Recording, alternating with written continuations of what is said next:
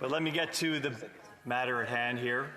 My constituents will know that we start work the same time as they do, 8 a.m. here in Ottawa, and here we are 11 p.m. And that's because of mismanagement of the government's agenda. There's a lot on the agenda here, but I can tell you the things we were talking about last week and the week before is all a matter of not being able to manage the time in this House, and that's on the government side. But tonight we're here debating Bill C-20, which is an act establishing the Public Complaints and Review Commission. It's an act that actually takes what was before the Civilian Review and Complaints Commission and updates it. And it's been debated in this House by this government a number of times in 3 different parliaments, starting in a promise in 2015, and then it was expired, and then of course it came back, and it came back again. It's back in front of this Parliament this time, and I'll have people note the first time this bill was read in this Parliament, first reading we call it, was on May 19th, 2022. Over 2 years ago, this bill was brought before this House of Commons. And then, of course, the process in the House of Commons is we go to a second reading. And the second reading, and this government's allocation of its agenda, its timeline, second reading happened on November 25th, 2022. So about 6 months later, it got it through to a second reading, which is where we debate in the House of Commons, much like we're doing here tonight, although we usually do it before supper. And then, of course, it goes to committee, and it gets consideration in committee. And that took, for some reason, a full year. Now, people need to know that when you go to committee, when a bill goes to committee, it has precedence over everything else that's happening in the committee. All the reports, everything else, legislation jumps to the front of that. So it's not like it's waiting behind a whole bunch of things to get done. The minute it goes to committee, it gets considered. But for some reason, the government didn't want to put that there and get it passed until November 2023, a full year after second reading in this House of Commons. That's too long. Again, mismanagement not on the opposition side, but the government side. The government does not know how to get its legislation through the House. And it wasn't always this way, Madam Speaker. Governments used to get things done in this place. They didn't have to sit till midnight to go through an agenda to get things done. They actually got things done in the allocated time. And that took some cooperation with the other parties in the House of Commons. I wish this government could learn cooperation, could learn how to actually make bills better in committee, on the floor of the House of Commons. Sure. But it is acting repeatedly in an autocratic sense, and as a result, here we are. Here we are at almost midnight, 11:09 I see right now on the clock, as I call it out, Madam Speaker. We're debating a bill, C-20. And C-20 is not a bad bill, but it is a bill that we need to take a good look at because it impacts so much. It's about public trust at the end of the day. Public trust to reinforce, as the bill says, reinforce the government's intent to build that public trust in oversight of law enforcement. Why? Accountability, responsibility. I'm not sure I'm allowed to do this, Madam Speaker, so I hope you'll pay attention to what I'm saying. This bill was introduced in this House of Commons by the then Minister of Public Safety, a man named Marco Mendicino. Okay, I withdraw. By the then Minister of Public Safety. That minister is no longer in Cabinet. That minister is no longer in Cabinet for some good reasons. That minister used to mislead this Parliament on a daily basis. He'd come up in question period, and every response to any question he gave, he would say the talking lines, even they were so remote from reality that they stunk, quite frankly. And I remember a journalist in the paper actually said that this man knows how to fluff a putt like nobody else. Yes, the remoteness to the truth was something that was very off his agenda at that point in time. So again, this is a bill about trust. And so it's pertinent because the people introducing bills have to be people you can trust. And when you actually have a trust on the House of Commons, we have to make sure people are always representing themselves as honest people. And that's what we need. It's about honorability here in the House of Commons, and we've seen the results of that, Madam Speaker. It's about an imbalance of power. If you think about it, if somebody comes for a complaint in front of a public review committee, and it is the police that they're complaining about, or the border services agencies, to go to that body and say, I've got a complaint about somebody in your organization, it creates a bit of a problem.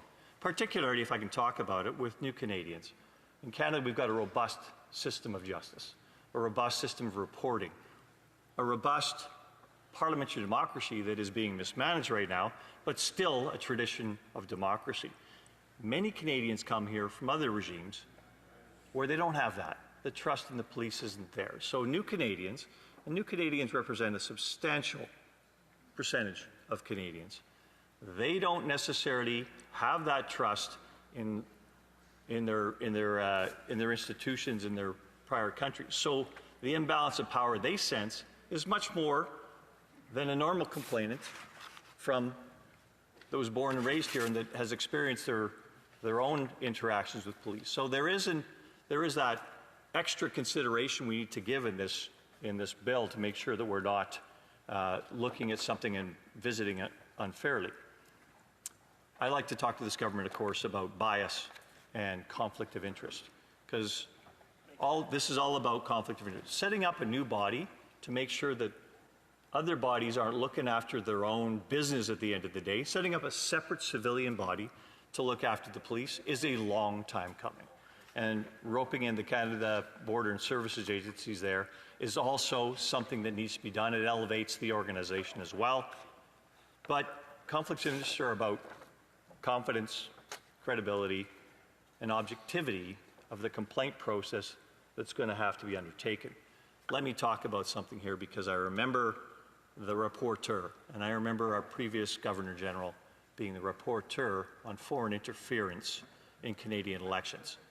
And I looked at it, and I had some great respect for that Governor General when he was the Governor General, and it's almost as if I wanted to scream across the airwaves to him, you are in a conflict of interest when you look at this as what you're reporting to on the Foreign Elections Interference Act. Not knowing you have a conflict of interest, even though you have an interest, is the definition of conflict of interest. You've got to understand that being involved in something means you have a perspective that doesn't make you objective. And that's what the nature of this legislation actually does.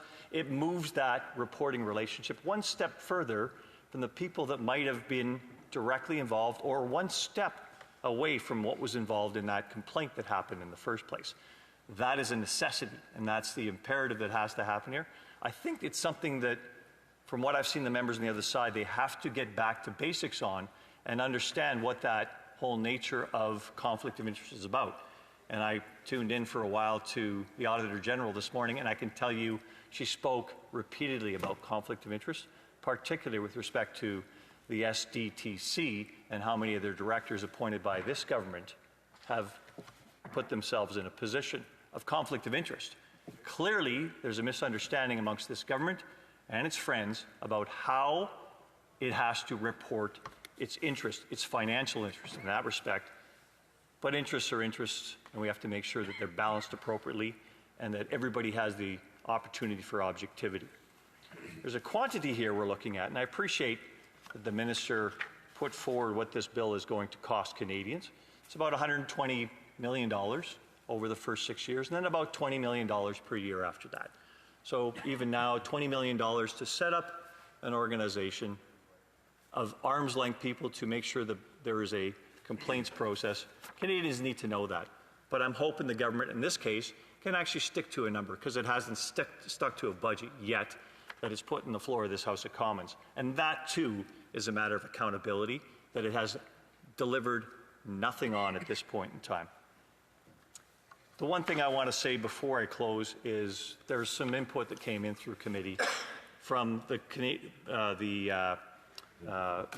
review committee, the Canadian Civil Liberties Organization, and I'll quote from them, Madam Speaker, if I may. I'll shorten the quote, knowing I'm out of town. Unfortunately, Bill C-20 ignores these types of recommendations, as well as the criticisms of the police's existing inadequate complaints investigation structure. Instead of putting in place truly independent civilian investigation of police and security agent misconduct, it retains the limited powers in the current police complaint system and extends the CRCC's flawed oversight to the CBSA. I wish they would. We'll leave the questions and comments for the exploring of that. The Honourable Parliamentary Secretary to the Government House, please. Yes, thank you, Madam Speaker. Interesting enough, I was actually here during the 4-year majority government of Stephen Harper, and I can tell you, Madam Speaker, that during that period of time, that the Conservatives in Standing Committee, I can't recall the Conservative Stephen Harper Party ever supporting an opposition amendment, ever. Now, I could be wrong on it. They might have accepted 1 or 2 off, but I can't recall any. Contrast that to this government. When you think in terms of the number of times they brought in time allocation, what was that, 125 times? You want to talk about a majority government and dominant rule? You want to do a comparison between us in the 4 years of a minority situation in terms of how much legislation we've been able to get through, how much legislation we were able to build consensus on in terms of getting through? Our legislative agenda and our performance far out succeeds whatever Stephen Harper did. I can assure you of that, Madam Speaker. My question to the members, because I can sense a little bit of remorse on that side, they're feeling a little guilty because of the stupid amendment that they've brought forward, Madam Speaker. I retract the word stupid. Calm down. Madam Speaker, I retract the word stupid. But having said that, surely to goodness they realize that this is something that could have passed. They support the legislation. Why the ongoing filibuster? The Honourable Member for Calgary Centre. Well, thank you, Madam Speaker. I know it's getting late, and I know that member seems a little cranky at this hour. It has gotten a little testy, but I will challenge him on some of the veracity of everything he's saying here. I do think when we come to Parliament, and I'm not as long in the tooth in Parliament as he is, but I will say that I think Canadians expect us to be able to work together and actually make legislation together. And I don't think that everything I've seen in every one of these committees that I've been at, that the government has, we're just doing this, we'll just go through the process and get done what we want and forget about what you're saying because it doesn't matter. Cooperation needs to happen here, and this government does not put enough effort into that cooperation. Good answer. Questions and comments? The Honourable Member for Kitchener Centre. Thank you, Madam Speaker. I just really appreciated the word about cooperation we heard from the member from Calgary Centre. Apologies. The Honourable Member doesn't have a tie. The Honourable Member can't speak. I can't see that far. The Honourable Member for Charlotte Assiniboia.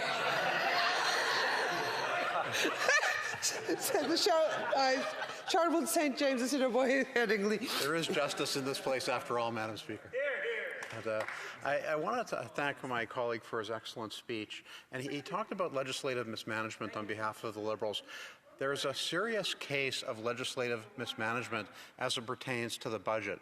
They brought in a budget that says we're going to give Canadians till June 25th to sell their assets so they can lock in at the lower capital gains inclusion rate.